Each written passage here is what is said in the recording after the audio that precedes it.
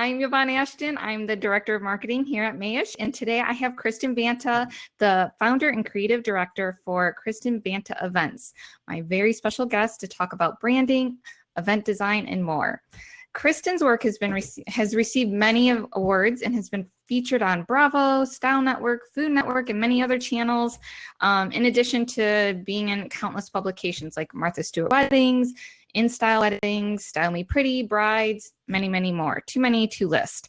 She is an incredible, talented creative, and I am truly honored to have her here on today's show. So thank you so much, Kristin, for chatting with us today. Thank you for having me. I'm excited. Me too. All right. We have so many questions to get through, so we got to get started. You ready? I am ready.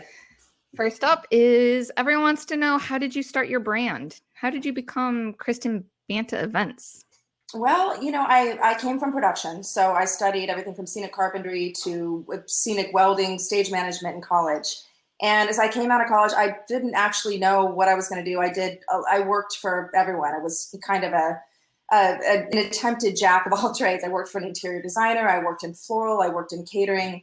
And I started doing events actually more in the fashion and music side, and then was given an opportunity to do a wedding. And it kind of gave me this idea to open a business that was more focused on weddings that had a little bit of a twist and a non-traditional spin for those that, you know, kind of as like the former kind of wannabe punk rock kid growing up, you know, what kind of a wedding is sort of that alternative wedding that somebody would want to have. It can still be pretty, but really thinking about those that are yearning for something that is non-formulaic, or maybe they don't relate to the traditions, and that's really the space that I wanted to occupy. That's amazing. So you started with the one wedding, and then how did your brand evolve over time?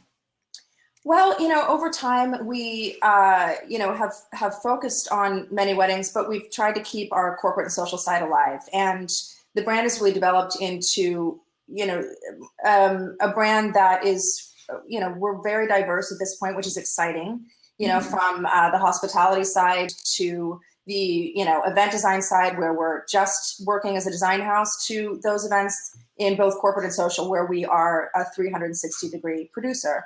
And the brand at this point really focuses on a small roster of clientele. We focus on the high end, and that roster we've developed over time, many of which are repeat events every year.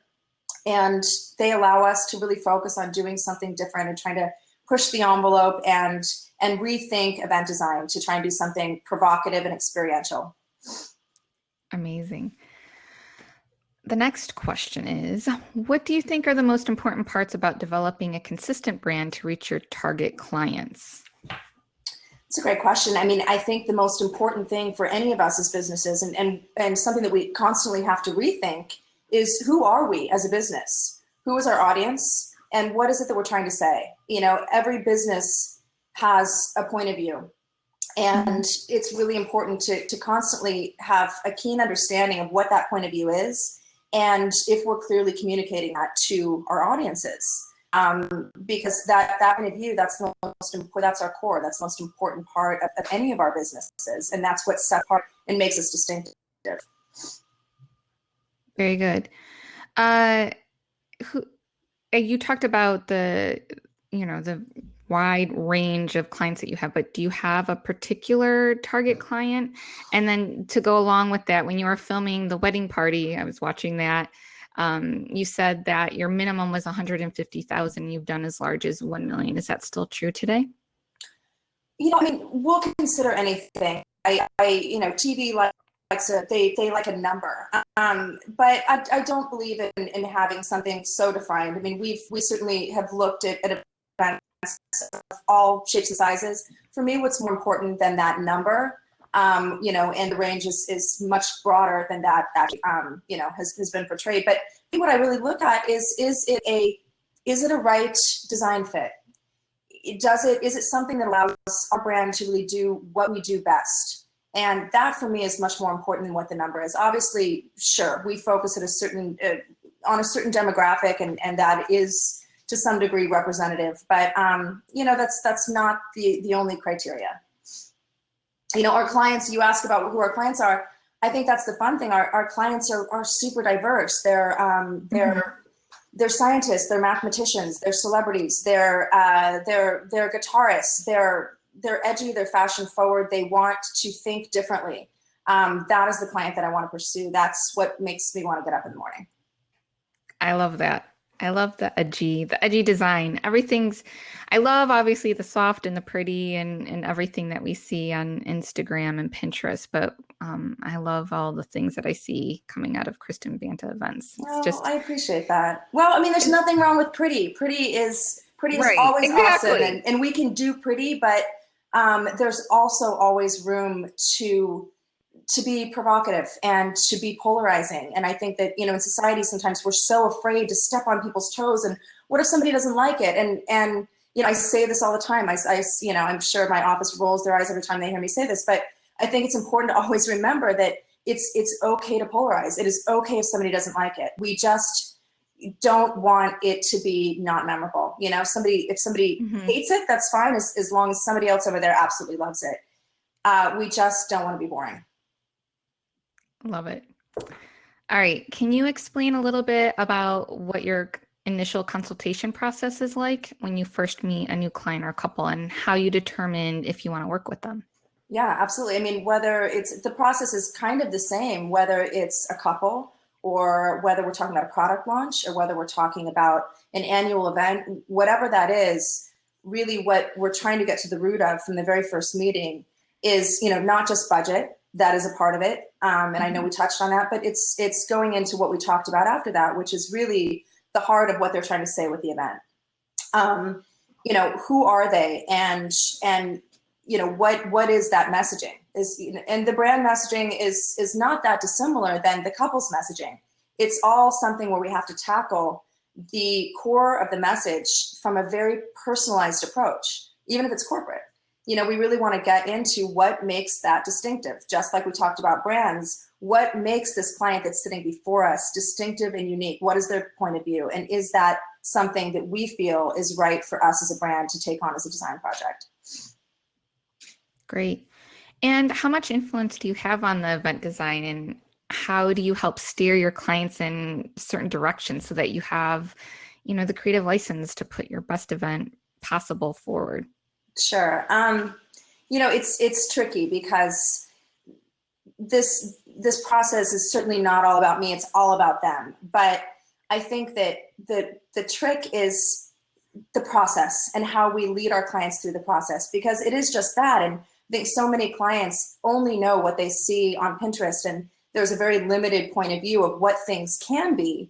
And I think we're in this great time where there's so many images that are floating around, and there's so much there that can serve as inspiration. However, I think sometimes it's such a vast abyss, it can almost serve as something that limits us, because then we become so attached to, I want to have my event look like this. I want my wedding to look like this. Can you decorate my backyard to make it look like this?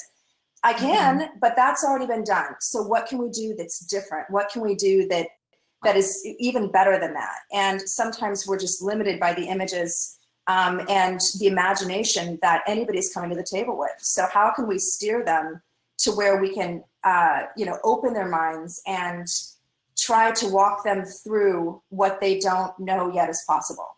Mm-hmm. So yeah, I mean, I think that it is my job to steer this. It is my job to establish trust, because if I'm doing my job, I can create something better for them than what they've imagined, because that's what I'm here to do. And my job is to know what's possible.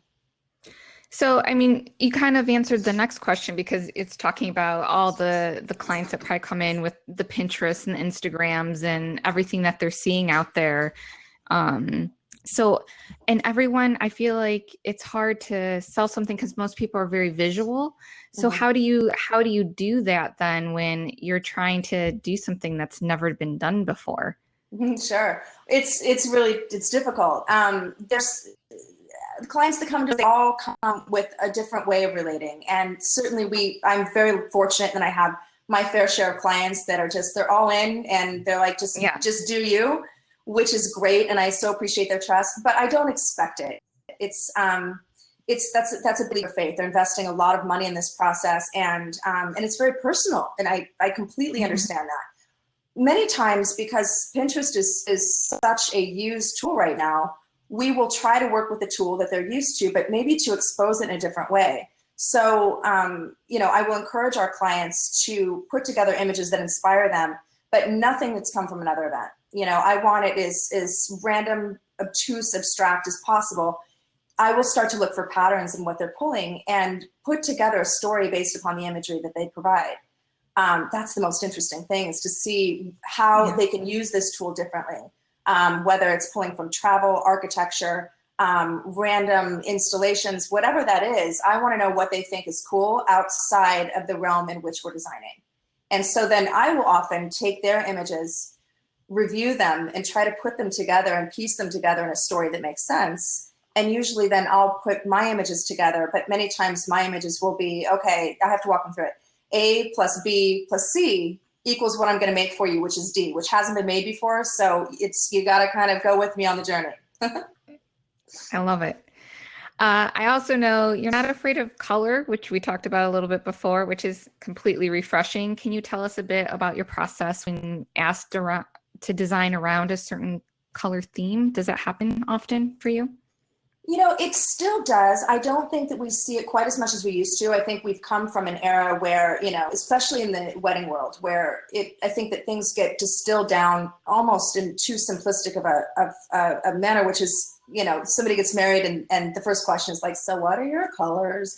And I think, okay, let's get away from that, because it doesn't mean anything. That has no relevance to the couple, unless they literally are those colors.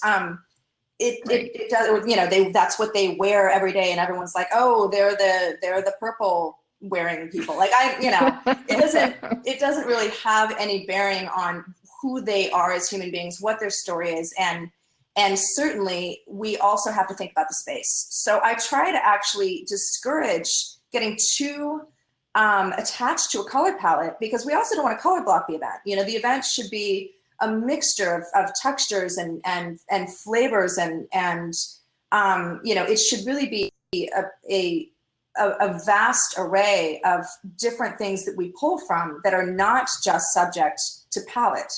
So how can we get, if they're coming to us and they say, okay, this is our color palette, I guess my first question is going to be, cool, why? You love those colors. Okay, well, let's definitely keep that in mind. Now let's think about, before we, start painting your house, let's talk about what the house is going to look like. Then let's talk about what kind of furniture we're going to put in. And then we'll start talking about, what color we're going to paint the walls. Great. You have any thoughts on the Pantone color of the year, Greenery? Interestingly enough, green is actually my very favorite color, which this is a good year. So it's the year of my favorite color. I've never really gotten the whole Pantone thing. I'll be honest with you. Every time it comes out, last year, what was it? It was rose and like baby blue or something. Rose it wasn't quartz, called that. Yeah. It was called something else. But the Serenity bottom line was, and rose quartz. Yes, exactly. The bottom line is it was baby pink and baby blue. This year it's Greenery, which I believe is just meaning green. Why we've gone Greenery, I have no idea. I don't understand any of it. But I do love a marketing campaign. Why not? And if that inspires people to try and incorporate a color in and to challenge themselves to find different ways that they can do it in an exciting manner, go for it. I love it. Awesome. Okay. How important, I'm going to skip that one. All right. My favorite question. So I like your there is no rules mantra. Sure. And what are some of your favorite rules to break? All of them. I think it really depends on what we're doing. It's important to know the rules, and then we can determine how and where we're going to push through them. Because the rules have been established for a reason. Many times the rules are there because it's associated with creature comforts. How to make sure that your guests are best hosted. Guests can never be too hot. They can never be too cold. We don't want them to be uncomfortable. We don't want them walking 6 miles in the snow. We don't want to have them standing for too long, not having a drink in their hand, being hungry.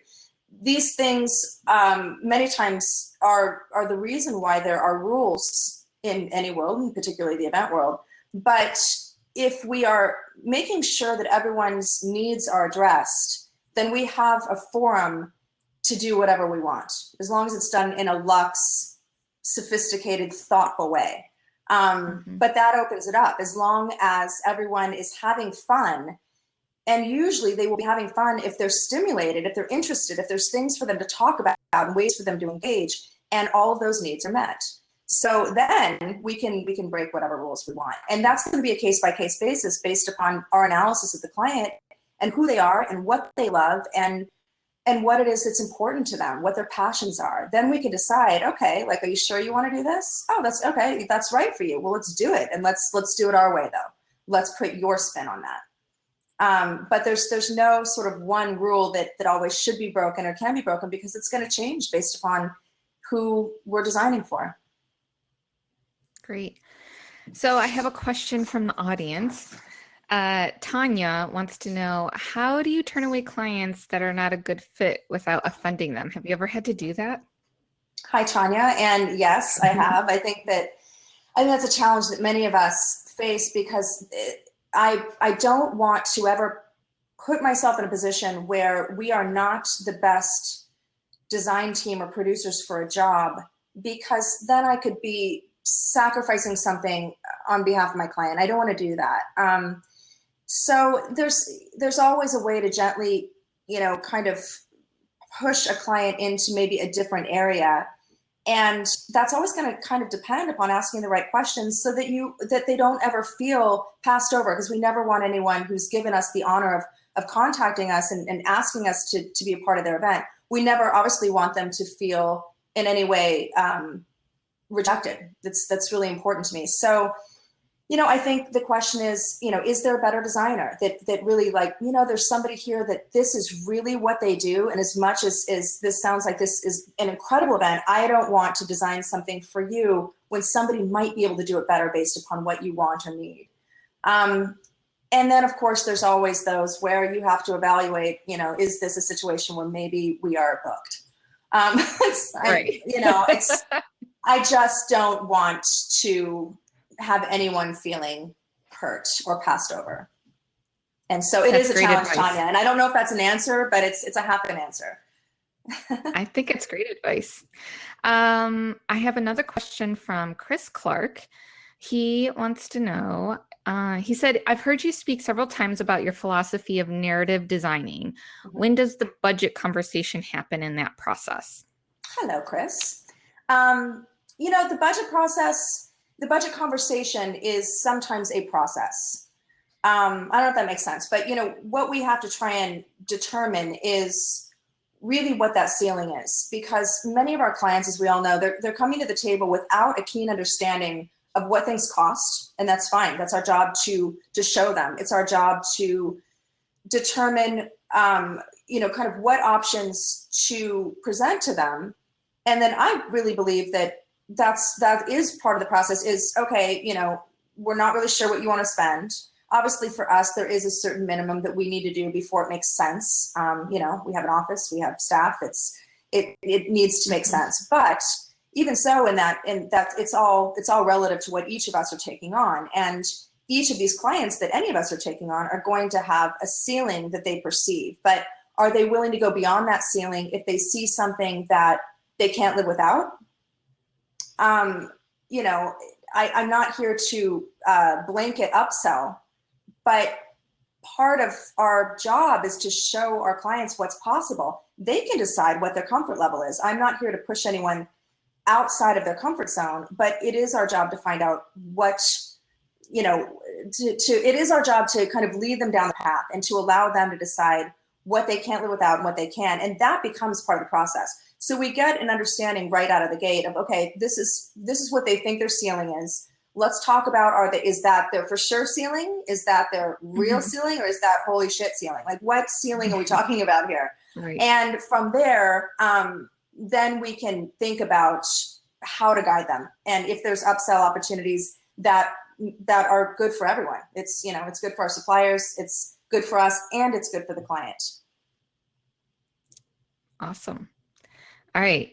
Carol Mason of Romp Events wants to know, So she's been receiving lots of requests for garlands along the aisle, on tabletops, etc. Which greenery has a long shelf life to provide us with longer work time before the day of? Um, do you do many installations with greenery? We've And done if so, many. like what kind of greenery do you like to use?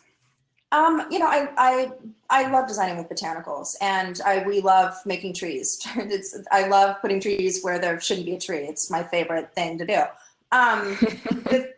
When it comes to greenery, the good news when we're working with, you know, greenery as your still life, it does have a great shelf life, which is wonderful. A lot of the leafy greens that are, you know, shinier and have a waxier finish, they're going to have the longest shelf life. And then you can really design in advance, and then you can use those as still life wherever you're installing, and you can get, you know, a good couple of days where they are really pristine. So you've got your prep time and you've got your install time, and they're still looking good for when the guests arrive. Greenery is actually a lot easier than anything else when you are wanting to design with still life and wanting to do, you know, when a client does request some sort of garland treatment. We're seeing that, obviously. That's still very big, as we're seeing, you know, the big garlands down the table and running off the table, and we'll probably continue to see that for a while. Yeah, great. Marcella is talking about living walls. She wants to know, for her, she's just starting to get requests now from corporate events and weddings. She wants to know if you have any suggestions on how to cost budget for them. And, you know, installations are so time consuming. You know, how does she do it where it's budget friendly? Yeah, absolutely. Well, I mean, the first question is, if you're designing a living wall, is this something that the client wants to purchase, or do they just want to rent it? Because sometimes when you're doing living walls, that's something where you can pitch to the client, you know, this is something that we can create, and we can, you know, create this at a higher price point, but this is something that we can then move and install in your office if this is something that you are really passionate about keeping. You know, that's always going to be the more environmentally friendly plan anyway. If that's not the case, and this is an install and tear down, there's a couple different ways that you can tackle it. The living wall needs to have a long shelf life. We're talking about more semi-permanent installation. Obviously, we're going to have to go deeper on the design and the installation of that. But when you're doing it simply for the shelf life of a couple of hours at an event, there's a lot of easy cheats. You don't need to dig in as you would to really create a true living wall. And there's also the investment that's going to be a little bit more ahead of time, but they could pay off of using, you know, your faux botanicals and your, you know, any of your greenery, or, you know, it's more greenery than florals, but those might be investments, because there's so much great faux botanicals now that could be worth the investment, especially if you're doing a lot of installations and the request for it is coming up with frequency. You know, succulents, That's great. Our artificial succulents these days are prettier than ever, in my opinion. It is something to consider if this is a request that you're constantly getting. Great. Debbie is also doing garland type centers on reception tables, and she wants to know your advice for adding flowers. Do you use small glass vases, water picks?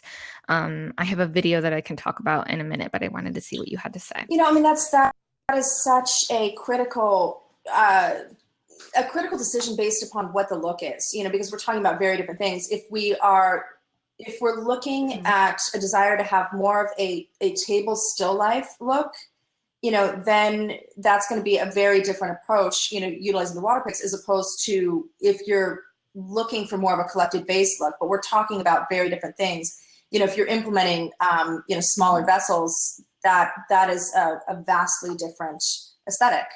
I'm a big advocate of utilizing and peppering in still life where possible. When it comes to, obviously, our floral specimens, what we're using, you know, pulling things out of water where you can't use the water picks is going to be really important to choose those specimens very carefully, so that by the time you've installed and the guests have actually arrived, your flowers aren't looking like dead flowers on the table, which is not anything that any of us want. No. No, not at all. We just did a video for an arbor with our design star, and she also did a wreath, and she uses those eco-fresh wraps. So it's like, looks like almost like a cloth type of thing, and then you wrap it. So there's a little bit of a water supply, but again, I think it just depends on the type of flowers that you're using. I'm imagining it doesn't work super well on every type of flower, but could work with well with certain Sure, things. and well, and that's a great point. And it also depends upon the surface on which you're actually doing your installation. You know, are you working with wood? Are you working with a really pristine linen? You know, what is the surface? Because you've got a lot more wiggle room when you're not talking about linens that show any possible moisture. Great. Okay, so now totally switching tracks here. Regina wants to know, is there a specific software package you would suggest for doing presentation and combining pictures? When you're doing your decks, hi Regina. You know, I'm kind of old school. I feel that it's really easy and super user-friendly for most clients to utilize PowerPoint. I mean, it's I like PowerPoint. You know, it's why overcomplicate things. There are a lot of different presentations, but that's a super user-friendly way that your clients can go through your deck and you can change it out. I am not a master PowerPoint, but I am lucky to have a team of people that are very, very good at utilizing that. And I enjoy looking. Anytime somebody sends me a deck, it's really easy when it's in that format. That's great. With people that use Pinterest, do you ever do like secret Pinterest boards for them, or do you always do a PowerPoint? I'm always curious about that with designers, like if they actually use that type of thing to make presentations. Sure, absolutely. I actually use both. I many times will create things. I mean, the best thing about Pinterest is that it is a well of images. I mean, there's no end, and it's an unbelievable tool. You know, I think that there are detriments to it because with this unending sea of images that are out there, it's kind of like what we talked about earlier. I think it can actually be limiting because it's too vast to where, you know, many times we'll find that our clients kind of, you know, keep going till they can't get out of looking at events or, you know, and we want to try and get them out of that, but then it's almost overwhelming. For me, I love it because I can create these boards and I can pull a bunch of different things together. That gives me that opportunity to then do a presentation. If I think the client will be more receptive to me doing kind of an, you know, this picture plus this picture plus this picture equals this, which is the result that doesn't exist in images or it hasn't been done yet, but this is what I'm going to be doing for you. And it's a great tool for that. So usually we will do both. We will do a deck in PowerPoint, and then I will also create secret boards. And then I'll also welcome them to do their own boards, particularly when it comes to couples. Many times the guys don't, I mean, I don't want to stereotype, but it is often common that they have not used this tool before, which is really bizarre because it's not like Pinterest should be, it's not a chick thing. Pinterest is an image bank. It's for everyone. It's amazing. But this is often a foreign thing to a lot of our dudes, and once we kind of encourage them to like get into it, they're all up in it. And it's really great to see what when we're doing weddings, what the bride and the groom independently pin that is important to each of them, and then what's important to them as a couple. It's kind of cool. It's a great tool. And so I'll look at those, and then we'll build a board, you know, specifically from our camp that we can review with them. Very cool. You kind of answered Events by Nikki Diaz's question, which I just got from Instagram. She wanted to know what inspires you for each event. But maybe can you talk about a client where they're like, I want you to do you. Like I have this event. We want something really cool, fun, and edgy and outside of the box.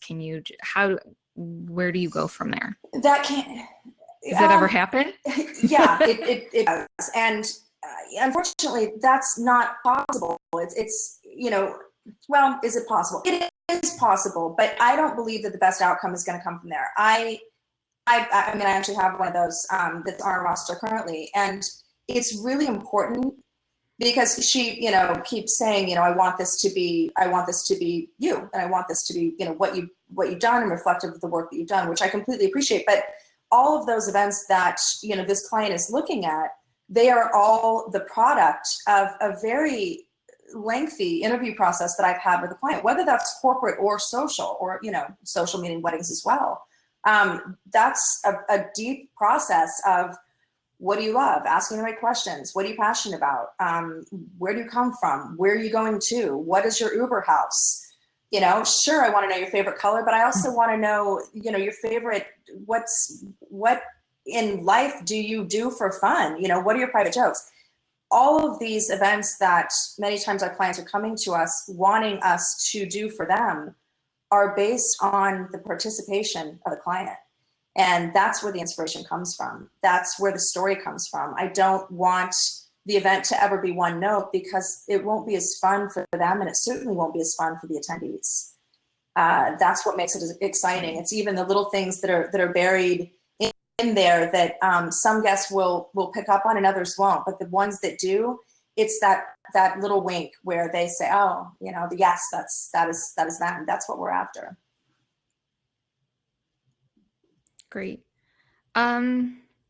You might have answered this a little bit too, but Wear Accents had a couple of questions. So one was, how did you get to be an event designer? So you talked a little bit about how you started.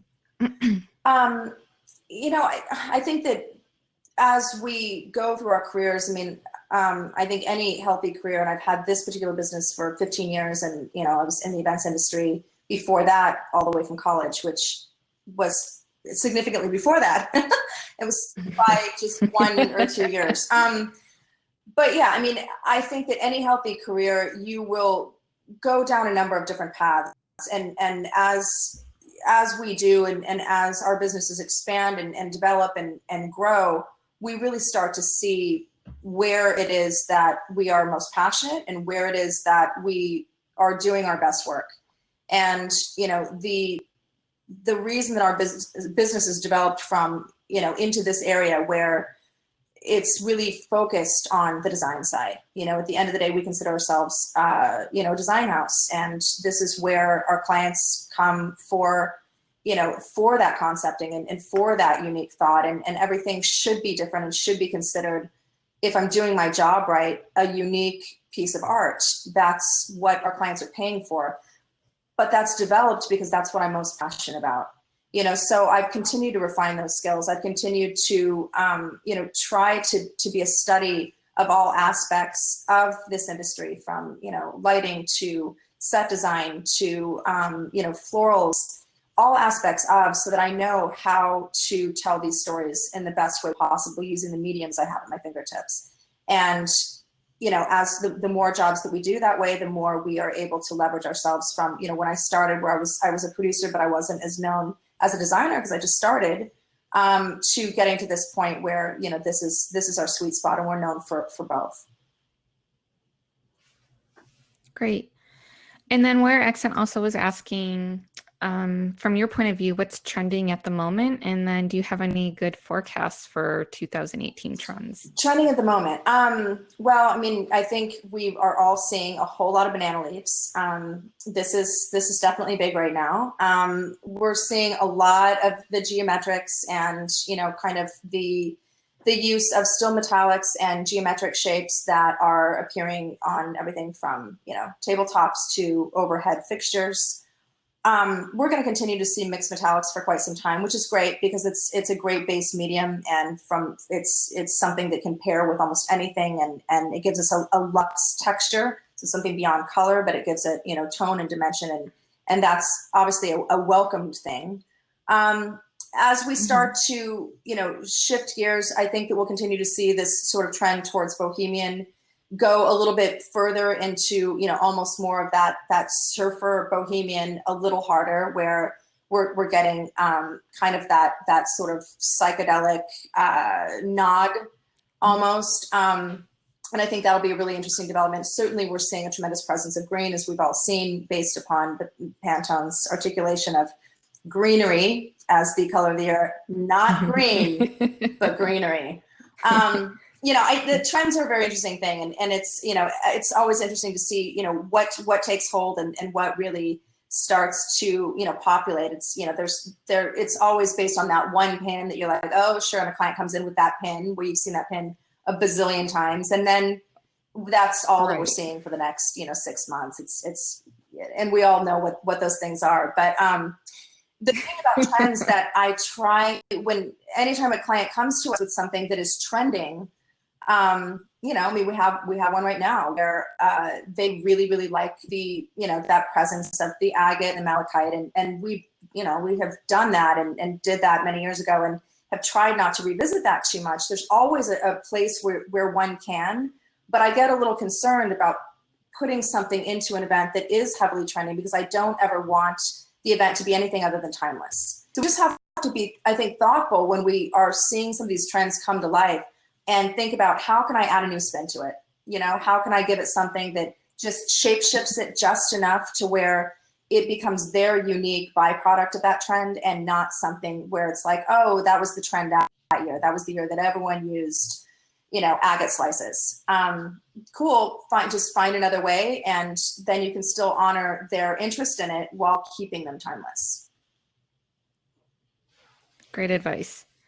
The wedding lady, Indy, she is asking if you've ever had clients that are not overjoyed with your work, and if yes, how do you react to a client that's not totally overwhelmed positively with what you've done?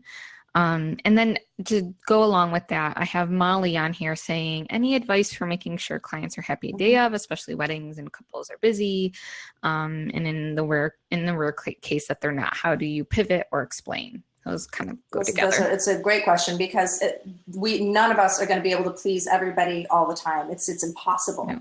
And we try, the more we can learn about our client, the more we can try to meet those expectations based upon what we learn of them. And that, I think, is why the process of getting to know the client is so important, and to understand what their vision is, how you can make it better, and what their comfort zone is. Because certainly there are some clients, and that's what we try to find, if we can, in the very beginning, so that they're not dissatisfied later. But, is how set in this one thing are they? If they're really set and like, this is what I want you to design, and it's this picture, and I want you to recreate this picture, well, I am absolutely not the right client. So if I take that client on, they're probably going to be disappointed, because I'm going to take them from that and use that as inspiration. And then I'm going to try and move them into a new direction that is hopefully deeper than that and more relevant to them. But not every client is going to want to go on that journey with me. So point being is, if we can try to sense that in the beginning, it's helped me avoid problems with relationships that have been a mismatch. However, if we do find ourselves in those, the only thing that we can try to do is to try to develop an understanding of where the dissatisfaction is coming from. Because particularly in the wedding space, as we've all seen, sometimes those dissatisfactions are simply coming from nerves and so many different voices that are involved, fears, two families coming together that are not necessarily aligned, and a lot of pressure on this one day. I mean, weddings are a really tricky deal, as we can all relate to, because there's this pressure of it being one day. And I think it's really important to try to separate, is this anxiety truly a part of any disappointment of the job done? Or is this coming from a different place? Because then you can react to it in two different ways. And I think that will assist in how you look at it. If it truly is about there being a misstep in the work that's been delivered, then it's important to really understand that and figure out how can I please this client? How can we give them what they want? How can I change gears and deliver them something that meets expectations? But knowing all the while, some clients will just never be satisfied. You can only do what you can do. Exactly. Great advice. So we have another question here from Sarah. She wants to know, she says, as a luxury event and wedding planner, where do you weigh in on the set fee versus percentage debate? Or do both have a place in the business model? This is such a good question. It's a very hot topic. Okay. So there are a lot of schools of thought on how to bid a job in our industry. And quite honestly, they're very different when, depending upon whether you're coming from the wedding space or the event space. Event space, traditionally, most clients are used to seeing a percentage-based model. Very common percentage is 20%. In the wedding space, that is not as common because we see a huge range in those that occupy the space, from coordinators to planners to designers to producers, and they're all a little bit different. And each of them are going to be charging different things. So right now in our current climate, the consumer is actually really confused because not only do they not know the difference between those, and all of those categories are charging very different fees, and the client doesn't understand the difference between each, all of which are valuable and valid, but they're all different roles. So each of those, and the reason why I state this is that each of them warrant a little bit of a different price model, right? So, if you're coordinating, generally most clients are going to expect you to charge a flat fee. If you are on the other side and you're designing and producing, many times they are a little bit more accustomed to seeing a combination or a percentage. But you have a little bit of wiggle room depending upon, which end you're in. If you're a coordinator and you're charging a percentage, that is highly uncommon. So it's just, it's something to know that you will probably be an apples to oranges model based upon where else they may be getting bids. I'm a big believer in charging kind of a flat fee, but we have a window, and then if they go beyond that in terms of their budget, we charge a percentage thereafter. And labor for the event day is charged separately. That's how we work. And I'm always happy to share that because, I feel like so much of the time, no one's telling anyone and no one really knows. And you need to figure out what's best for your business. But, that's what we do. And it's important also to know what the consumer is seeing from your like comps, your competitors. Of course. Thanks for sharing that. So I have it's a care and handling type of question. And if you don't have a good answer, I will follow up with someone within Mayish that might, because I don't know the answer. Dolores wants to know, not sure if this question was asked already, but what process do you apply to make white garden roses and white ranunculus look great on a hot summer day? She finds that they brown and bruise easily. Do you guys have any tips and tricks to keep those flowers looking fresh? I'm not as much as you. I don't even want to weigh in because this is your jam so much more than me. So I'm not even going to go there because you are the expert here. So I'm going to defer to you. That's fine. And I am not a floral designer either. I do marketing, but I do know, working with Design Master and Oasis and all of those guys with their tour, that there are things that floral designers use. So I will find out those specific products. I'm just not good at knowing those kinds of things off of the top of my head. But Dolores, I will follow up with you and get that answer Dolores. for you. Yeah, I know. It's two wrong ladies to help you out today. But I think you'll be able to answer Shelby's question. She wants to know, have you done floral design for television movie sets? And if so, did you actively search for those jobs or were you approached for them? And what advice do you have for those trying to get into the door? Got it. That's a good question. I have designed for those shows that I've also worked on, as talent on the show. So at this point, I've done a number of TV shows over a whole lot of years. And most of those, when I'm coming on, I am either a design consultant for, floral and decor. And in some, I've actually literally been, it just depends upon every TV show is a little bit different. Many times they are working with their in-house set designers, and they will lean on somebody like me or you, and we will consult. Mm-hmm. But we will not be doing the actual physical designing. And then some are a little bit different. Some will actually, pull in a floral designer from outside and external, and we'll have you do that. Pursuing that is a tricky animal because so much of the time it is contained within the actual production crew. But your go-to is generally going to be your art directors and your set designers. Your set dressers and art directors will be sort of that go-to, but they are not always the ones that are hiring. So I wish there were a really defined answer about kind of a step by in terms of how to get to that. But every show is a little bit different. That's great. That is all the questions that I have so far. Everyone that's watching, do any of you guys have any more questions for Kristin? Post them. You can post them in the questions section or in the comments section. I feel like I covered everyone's questions. Let me just go through real quick and see if I missed anything. Questions. Thanks, guys. Yeah, I know. They always come up with great stuff. Let's see. I think that's it. And you know, we're doing really good on the time. That's always, I always hate when I go over. I'm glad I wasn't a part of that with you. So I feel really good about that. Yeah. That's awesome. Let me see. Yeah, a couple more. I like a straggler, right? I'm into it. Yeah, me too. Molly is asking, any advice on tactics for finding new clients? Oh, isn't that always the question, Molly? You know, we dig into this every year. I do not believe that we can ever get too comfortable. And I cast, you know, a very specific net. It's you know, trying to determine where we can find new clients, you know, based upon what we do and also the most recent body of work is something that we reassess every single year. How do you get new clients? You know, that's going to be so different for each of us because it's really based upon deciding who is your client, what is your niche client, and where do they dwell? You know, where do you find your people? Are they on Instagram? Are they buying, if you're in weddings, are they buying bridal magazines?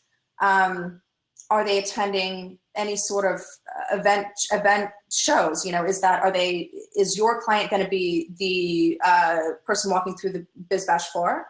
Or are they somebody that's going to be attending a wedding expo, so to speak?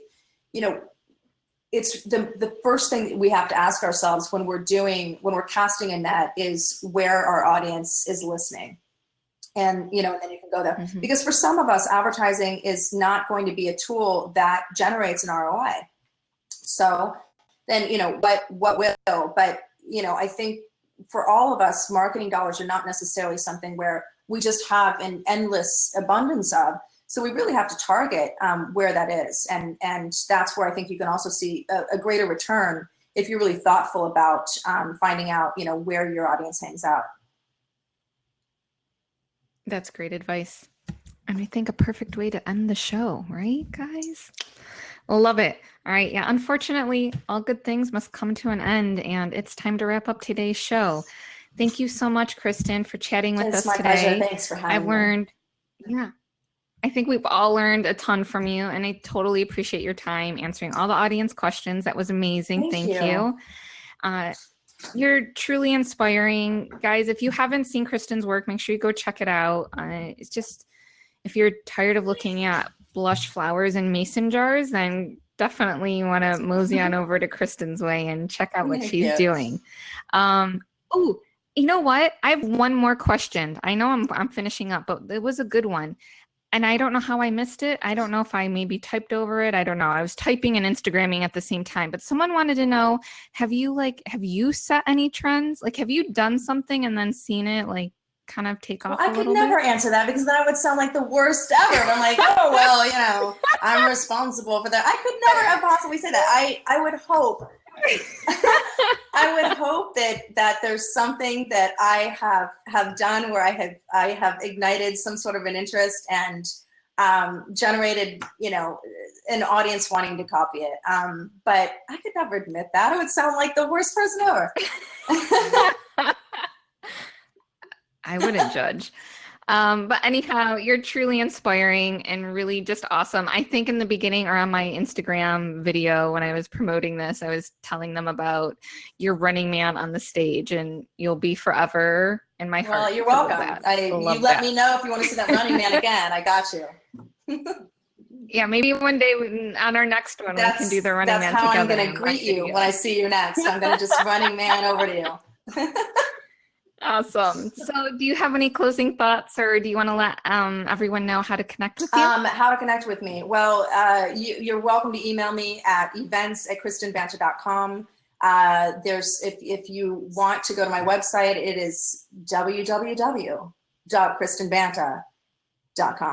And just thank you for having me. I really appreciate the questions. I learn as much from having these discussions as hopefully if I've, generated something that was of value, fantastic. It's certainly always of value to me. And as a business owner and somebody that loves this community and I love this world, I'm just always really delighted and honored when I get to engage. So thank you.